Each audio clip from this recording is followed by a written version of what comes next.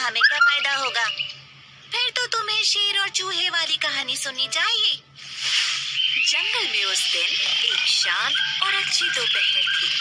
एक लायन खाना खाने के बाद अपनी गुफा के बाहर बड़े आराम से सो रहा था। तभी एक माउस खेलता हुआ वहां आया। वो खाने की तलाश में था।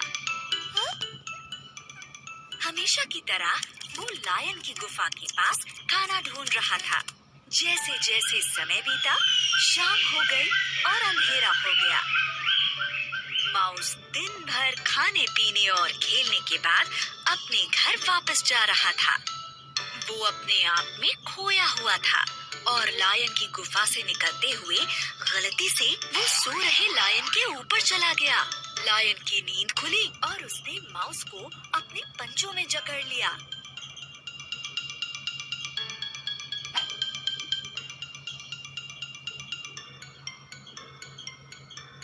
तुम्हारी हिम्मत कैसे हुई?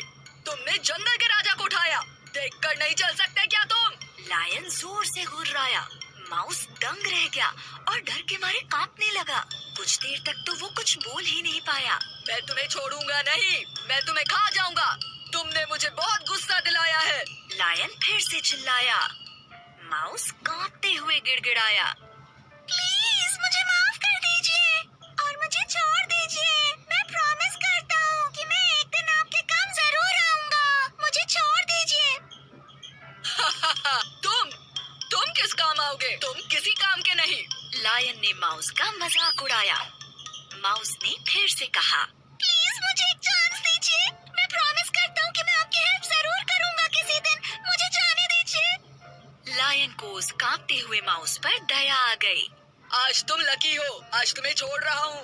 दोबारा यहाँ भूल कर भी मत आना। चलो अब जाओ यहाँ से।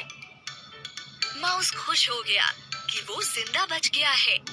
वो जल्दी से अपने बिल की तरफ भाग गया। कई दिन बीत गए।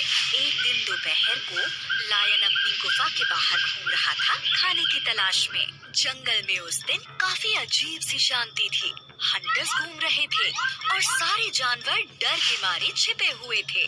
शेर अपनी गुफा के पास ही था। तभी उसका पैर जमीन पर पड़ी किसी अजीब सी चीज पर पड़ा। वो एक हंटर की नेट थी जो बुशेस के बीच छिपी हुई थी। जल्दी लायन उस नेट में फंस गया।